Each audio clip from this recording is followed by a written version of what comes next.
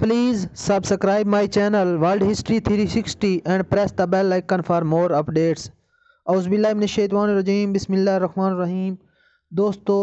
आज जो मैं आपके सामने एक तंज़ीम का ज़िक्र करने वाला हूँ, वो तंज़ीम है अख़वानुल मुस्लिमीन, जिसको इंग्लिश में कहते हैं मुस्लिम ब्रदरहुड। ये कहाँ पर बनी, इसका बानी कौन था, ये सारी चीज़ें आज मैं आप लोगों को इस वीडियो में बताने वाला हूँ। तो सबसे पहले जब हम अख़वानुल मुस्लिमीन यानी कि मुस्लिम ब्रदरहुड तंज़ीम की बात करते हैं तो 1928 में मिस्र के अंदर एक शख्स था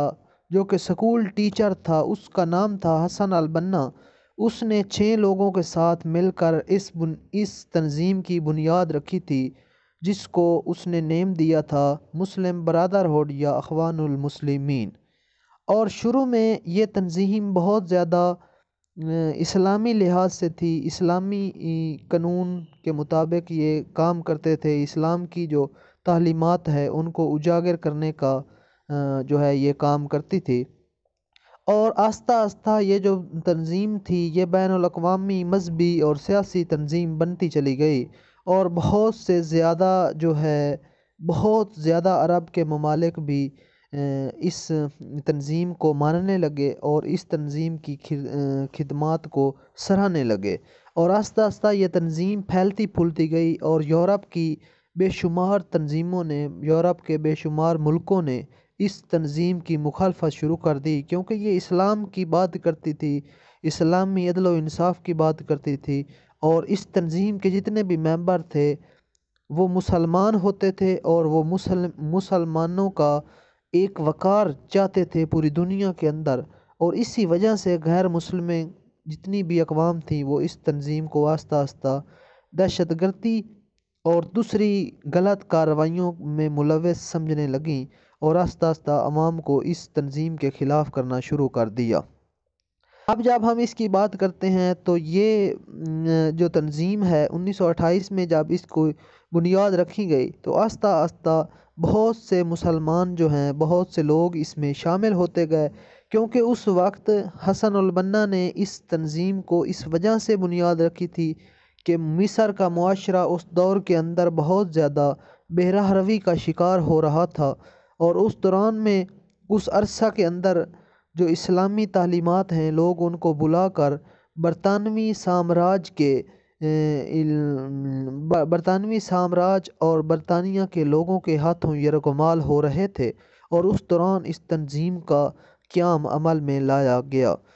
और जब हम बात करते हैं तो इस तंज़ीम ने बहुत ज़्यादा बुराइयों और दूसरे फसादात को ख़त्म करने का कहा और ये फ़लसफ़ा पेश किया, ये नज़रिया पेश किया कि तमाम फसादात और तमाम बुराइयों को इस्लामी तालीमात पर अमल करके ही ख़त्म किया जा सकता है। तब ही जाकर मिस्र का मुआशरा एक आला और बहुत ही तरक्की याफ्ता मुआशरा बन सकता है। और इस तंज़ीम ने आस्ता आस्ता बहुत ज़्यादा तरक्की की, बहुत से लोग इसमें शामिल होते गए। 1936 से 1948 तक जो है इसमें तकरीबन 20 लाख लोग शामिल हो चुके थे और इस तंज़ीम का बाकायदा हिस्सा बन चुके थे। अब बरतानवी साम्राज्य ने इसको जब फलते फूलते देखा तो उनको ये तशवीश हुई कि ये कहीं इस्लामी तंज़ीम बहुत ज़्यादा ग्रो न कर जाए और वहाँ पर मिस्र के अंदर जो बरतानिया ने अपनी पिट्ठू हुकूमत बनाई हुई थी कहीं उसके ख़िलाफ़ ये काम करना न शुरू कर दे। तो आस्ता आस्ता उन्होंने इसके ख़िलाफ़ प्रोपेगेंडा करना शुरू कर दिया। और इसी तरह से 1952 के अंदर शाह फैसल नाम का एक जो सदर बना हुआ था मिस्र के अंदर, और वो उन्हीं बरतानवी साम्राज्य के नतीजे में बनाया गया था। तो उसको सबसे पहले अख़वानुल मुस्लिमीन ने उसकी मुखालफत की और उसका तख्ता उलट दिया। और इसी तरह से शाह फैसल का जब तख्ता उल्टा गया तो मिस्र के अंदर 1953 में एक जमहूरिया जो है जमहूरी दौर का आगाज़ हुआ। और 1954 के अंदर जो है पहला सदर मुंतखब किया गया जिसका नाम था सदर मोहम्मद नजीब। अब ये जो सदर मोहम्मद नजीब था इसको पहली बार अवाम ने सिलेक्ट किया, लेकिन 1 साल बाद इसका जो तख्ता है वो जमाल नासिर جو کہ فوج کا جنرل تھا اس نے الٹ دیا، اور وہ فل برطانیہ کی جو ہے باتوں میں آ کر اور غیر مسلموں کی باتوں میں آ کر اس نے اس صدر کا جو ہے تختہ الٹا تھا، جس صدر کا نام تھا محمد نجیب۔ اب جو ناصر جمال تھا، جو کہ ایک جنرل تھا، فوج کا جنرل تھا، اس نے آہستہ آہستہ اقتدار پر قبضہ کرنا شروع کر دیا، اور 1956 میں جہلی انتخابات کرائے گئے، دھاندلی کرائی گئی، اور اس کے نتیجے میں جھوٹی طرح سے وہ جناب اس نے اپنی جیت کا اعلان کیا، اور آخر کار وہ مصر کا صدر بن گیا۔ اب اخوان المسلمین نے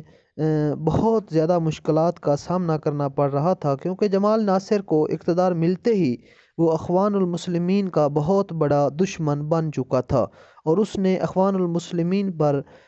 پورے عرب کے اندر پابندی لگوانا شروع کر دی، اور یہ کہا کہ یہ ایک دہشت گرد تنظیم ہے، اس کا اسلام سے کوئی تعلق نہیں، اور اس وجہ سے آہستہ آہستہ جتنے بھی لوگ تھے اخوان المسلمین کے اندر، بہت سے لوگوں کو جیلوں میں ڈالا گیا، ہزاروں کارکنوں کو جیل میں ڈال دیا گیا، اور اس کے جتنے بھی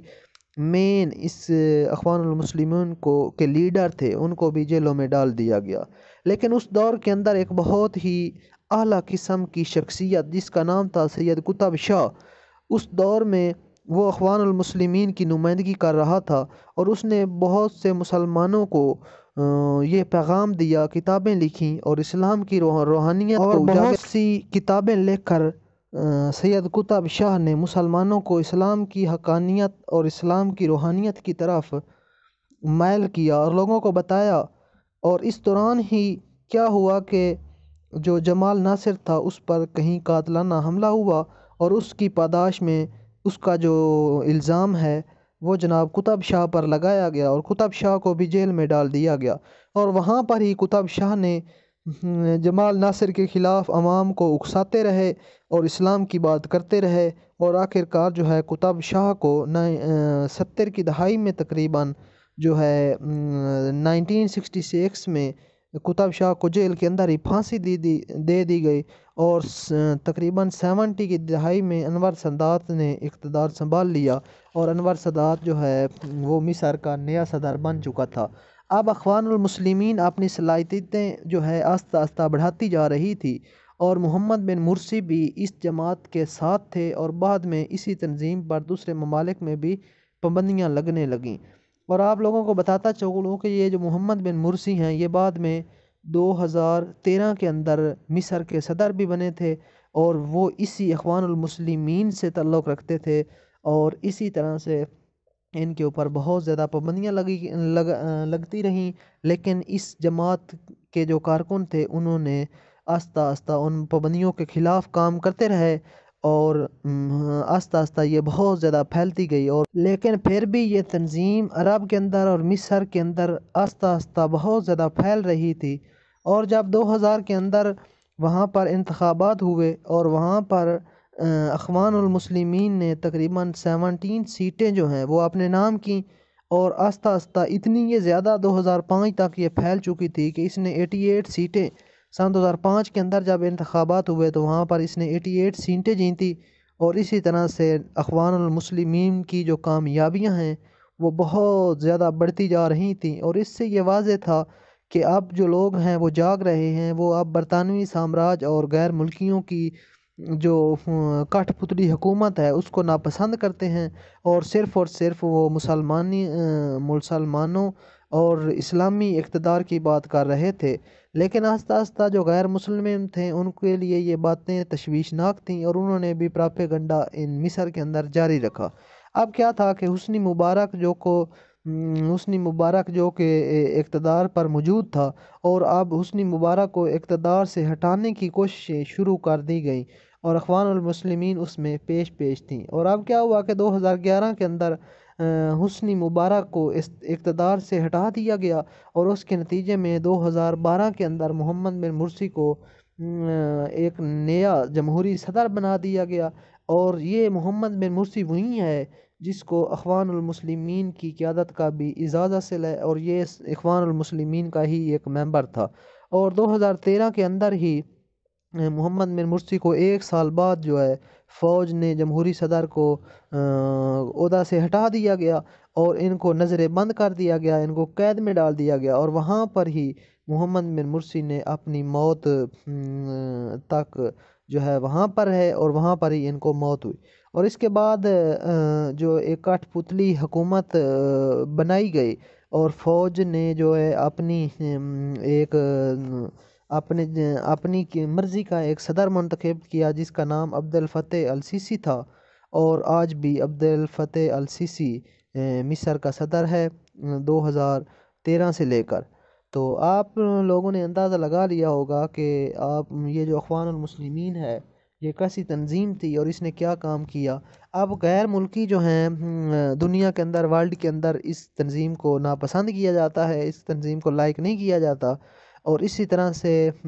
جو غیر مسلم عوام ہیں، جو غیر مسلم ہیں، کبھی بھی انہوں نے اسلامی تعلیمات اور اسلامی جو نظریہ ہے اور اسلامی عقائد رکھنے والے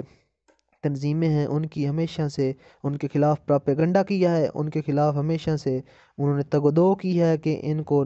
پھلنے پھولنے نہ دیا جائے۔ لیکن اللہ رب العزت کے فضل و کرم سے اسلامی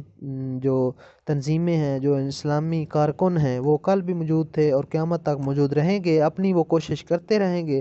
اور آپ لوگوں کو یہ بتاتا چلوں کہ ایز اے مسلمان ہونے کی حیثیت سے ہمارا ایمان اور عقیدہ ہے کہ حق پر رہنے والے ہمیشہ کم ہی رہتے ہیں اور باطل اور کفار ہمیشہ زیادہ رہتے ہیں، کیونکہ کربلا کے میدان کے اندر بھی آپ نے دیکھ لیا کہ ایک طرف 72 جان نثار تھے اور دوسری طرف جو ہے بہت زیادہ لوگ تھے، لیکن پھر بھی فتح حق اور سچ والوں کی ہوتی ہے۔ تو میں امید کرتا ہوں کہ یہ جو ویڈیو ہے یہ آپ لوگوں کو پسند آئے گی۔ پلیز چینل کو سبسکرائب کریں، ویڈیو کو لائک کریں، شیئر کریں، تاکہ مزید میں اس طرح کی ویڈیو آپ کے لیے لاتا رہوں۔ آپ لوگوں کا ویڈیو کو لائک کرنا، شیئر کرنا ہمارے لیے آکسیجن کا کام کرتا ہے۔ اگر آپ لوگ جو ہے ہمیں آکسیجن دیں گے تو ہم مزید زندہ رہ پائیں گے۔ اللہ تعالیٰ آپ کا حامی و ناصر ہو۔ والسلام، تھینکس آف واچنگ، اللہ حافظ۔